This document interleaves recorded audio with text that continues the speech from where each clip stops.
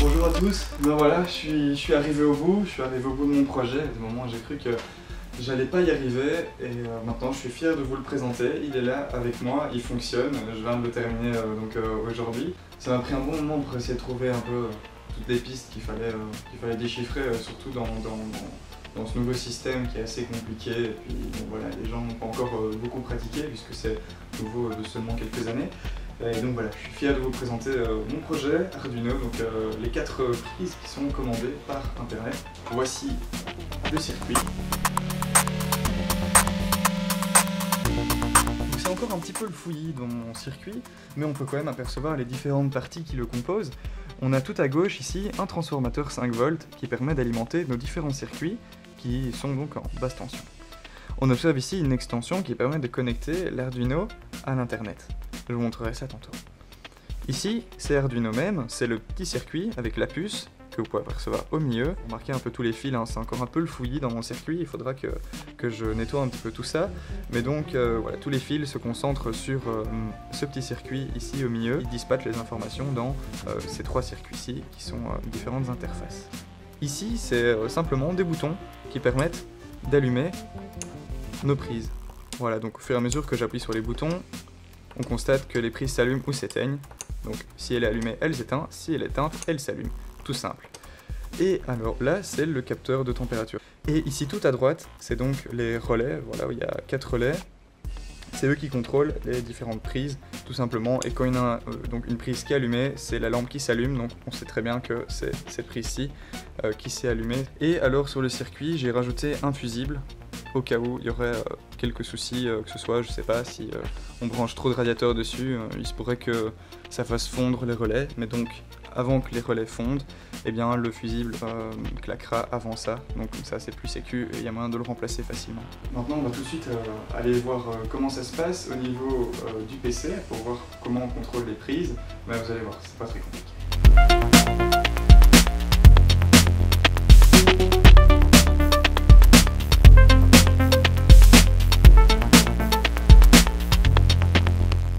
Voilà, donc mon portable est connecté à l'internet, mon projet aussi, donc les deux vont pouvoir communiquer ensemble.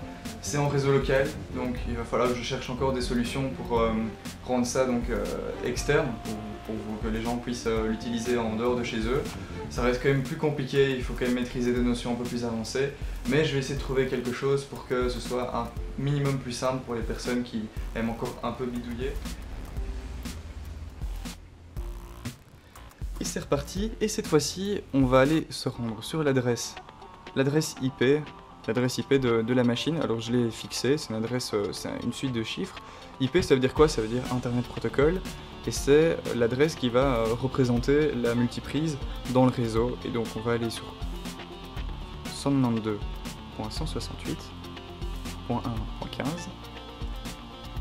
Donc voilà, j'ai agrandi pour que vous puissiez bien voir le texte. On constate, donc il y a un grand titre, hein, Arduino, donc 4 relais, j'espère que vous avez bien compris, hein. Du moins c'est un peu le thème de la vidéo. Et donc on remarque que les relais ici, donc il y en a un qui est vert, un qui est rouge, et bien quand c'est vert ça veut dire que c'est allumé, vous le remarquez ici par vous-même. Et donc si j'appuie sur le relais 1, ici sur mon PC, la première prise va s'éteindre. Et si on rafraîchit la page, bon malheureusement j'ai pas encore su rafraîchir automatiquement la page. Si on la rafraîchit, eh bien le relais 1 est passé à l'état bas et donc il est éteint.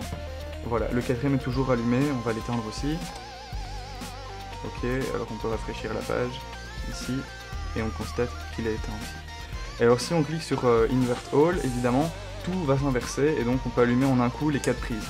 Voilà, hop, elles viennent toutes de s'allumer et si on rafraîchit à nouveau la page, on va constater que toutes les prises sont passées au vert, ce qui signifie qu'elles sont allumées. Donc si vous êtes à distance, vous n'êtes pas chez vous, vous allez remarquer que le site web donc, affiche l'état des prises et vous pouvez savoir à distance si c'est déjà allumé ou pas, ce qui est quand même assez intéressant et je trouvais que c'était quand même pas mal de me démener pour essayer de faire en sorte que ça fonctionne. Évidemment, il y a le capteur de température. Ici, on constate 21 degrés ou 70 Fahrenheit, donc c'est le capteur qui est ici. Alors je vais mettre mes doigts pour faire chauffer le capteur avec ma température corporelle. Voilà, et on remarque directement que ça monte à 25 degrés déjà ici. 27 degrés, 28, ça chauffe assez vite, hein. On est déjà à 31.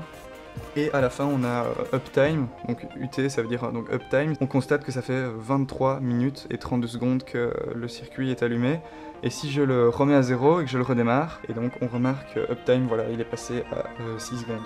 Et donc ça évidemment, s'il y a une coupure de courant, tout va se remettre à 0. Donc s'il y a des prises qui sont allumées, qu'il y a une coupure de courant, elles vont s'éteindre.